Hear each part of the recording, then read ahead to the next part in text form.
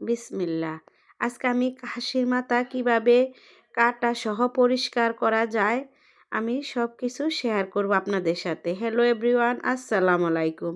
আমি খাসির মাথাটা নিয়ে কসাইয়ের দোকানে চলে গেলাম। কসাই আমারে সুন্দর করে খাসির মাথাটা এই একবারে প্রসেসিং করে কেটে দিয়েছে।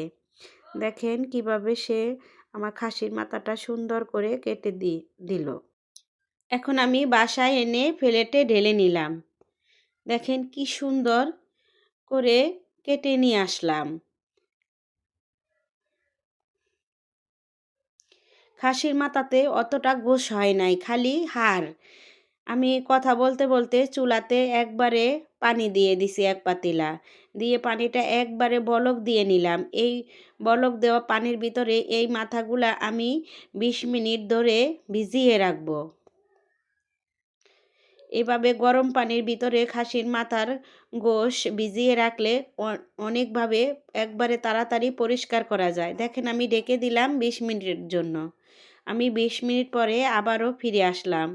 এখানে আমি নর্মাল গরম পানি নিয়েছি, যাতে আমি হাত দিয়ে পরিষ্কার করতে পারি। খাসির গোশের ভিতরে, খাসির মাথার ভিতরে চুল থাকে। খাসির অনেক পশম লেগে থাকে গোশেতে, মাথায়। এজন্য এই গরম পানি দিয়ে ধুইলে আর এগুলা পরিষ্কার করতে বেশি সময় লাগে না।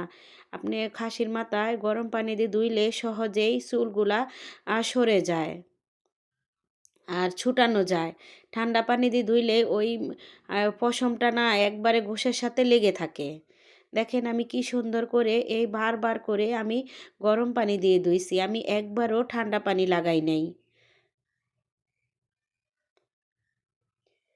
গরম পানি দিয়ে ধোয়াটা খাসির মাথা অনেক সহজ আর তাড়াতাড়ি পরিষ্কার হয়ে যায়। দেখেন আমি এক পিস এক পিস করে দেখে দেখে তারপরও আবারও পরিষ্কার করে নিতেছি যে এতেও কোনো পশম টশম আছে কি না।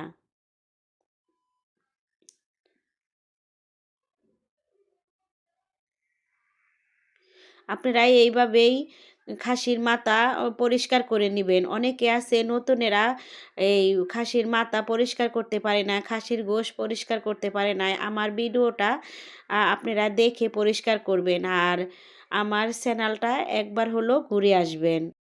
খাসির মাথার গোশটা পরিষ্কার করা হয়ে গেছে।